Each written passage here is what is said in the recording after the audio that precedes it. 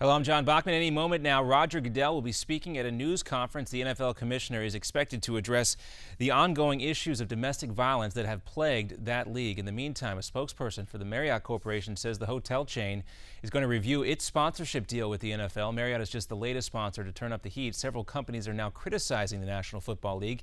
Companies like Pepsi, McDonald's, and Visa have all used the words disappointed and closely following to describe their position on how the league is handling the current scandal. Also, sources say Anheuser-Busch has an opt-out clause in their $1.2 billion contract with the NFL. Also, the Pentagon is taking a closer look at its relationship with the NFL. The service branches constantly use these games as a recruitment tool through advertising, but the Pentagon spokesman says there's no formal review.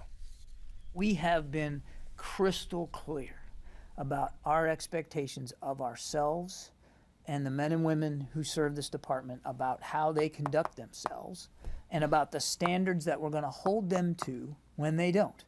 Crystal clear.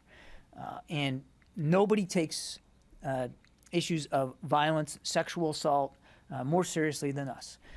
We have more work to do, and we. Well, what he also went on to say is what the secretary has done, talking about Chuck Hagel, is taking a closer look, asking for more information about the relationship currently with the NFL. The advertising money that the Pentagon does spend goes to the TV networks, not necessarily the league. And it's been Alibaba's big day on Wall Street, but there have been some problems.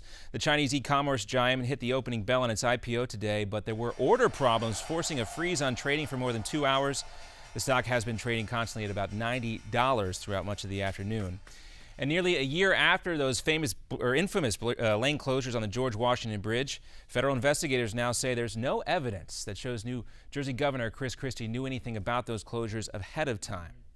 What matters most to me is that the people of New Jersey know that I tell them the truth.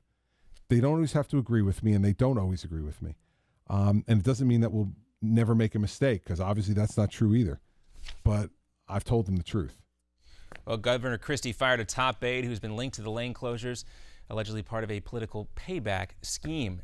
Also, Wisconsin Governor Scott Walker's opponents say he's violated safety regulations in his own campaign video. Take a look. Walker climbs out of a large dirt pit in the ad. It symbolizes his efforts to get Wisconsin out of a financial hole. But a state union boss in OSHA has blasted the governor, saying his ladder is too short, and they complain that Walker isn't wearing a hard hat or safety goggles. And of course, we'll keep our eye on that news conference scheduled for Roger Goodell coming up in just a few moments. I'll have live coverage of that during the Steve Malzberg Show. I'm John Bachman.